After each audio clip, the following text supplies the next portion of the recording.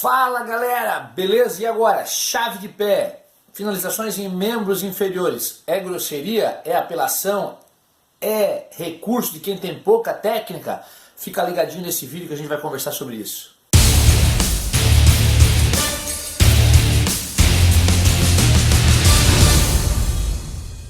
Quero agradecer Leonardo Gazineu, deixou comentário lá no canal perguntando o que eu acho sobre as finalizações de membros inferiores, chaves de pé, né? E como que eu trabalho isso na minha academia.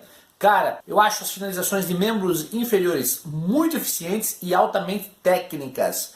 Gosto delas de maneira muito especial no jiu-jitsu sem kimono. Porque se o meu adversário não se defender de forma muito técnica, ele tem pouco local para segurar, para se ancorar, e aí elas se tornam ainda mais perigosas. No passado, hoje tem um pouco menos isso, mas tinha-se o costume de dizer que chave de pé era, o cara apelou, é coisa de, é grosseria, é coisa de que não tem técnica.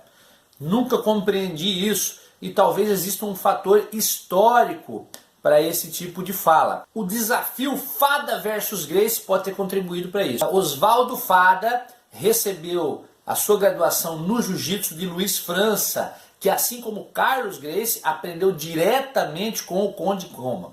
Ocorre que em 1954 Oswaldo Fada desafiou a família Gracie, de maneira muito respeitosa, claro, mas ele falou que estava preparado para enfrentar os Gracie. A família Gracie dava aula no centro do Rio de Janeiro, num local, num ponto, entre aspas, mais elitizado, enquanto o Oswaldo Fada dava aula no subúrbio. Eu não conheci o mestre Oswaldo Fada, então fica difícil para mim tecer qualquer comentário a respeito dele, mas o que a gente encontra na internet é que parece que o perfil dele era um pouco mais voltado para a área social. Fala-se bastante em algumas matérias de atuação dele em igrejas, em favela. Mencionam ele às vezes como talvez o primeiro cara que utilizou o jiu-jitsu, um trabalho específico para deficientes físicos. Então, essas são algumas características que a gente encontra na internet. Ocorre que ele desafiou a família Gracie. Esse desafio foi, claro, prontamente aceito pelo Hélio Gracie, o samurai, grão-mestre Hélio Gracie, e o desafio aconteceu dentro da Academia Gracie de Jiu-Jitsu. A história nos conta que a linhagem Fada venceu a família Gracie e que a grande maioria das lutas foram vencidas em chaves de membros inferiores, chaves de pé, chaves de joelho, que a linhagem Gracie não utilizava tanto naquela época. E parece que então, desde aquele momento, as chaves de membros inferiores começaram a ser vistas como técnicas de pessoas do subúrbio. Não faz isso aí, é técnica do cara do suburbano.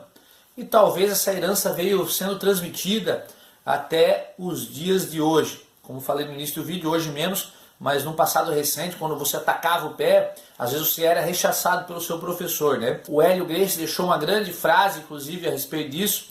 Falou que é preciso existir um Fada para que a gente entenda que o jiu-jitsu não é privilégio dos Gracies, reconhecendo assim aquela superioridade naquele momento, né?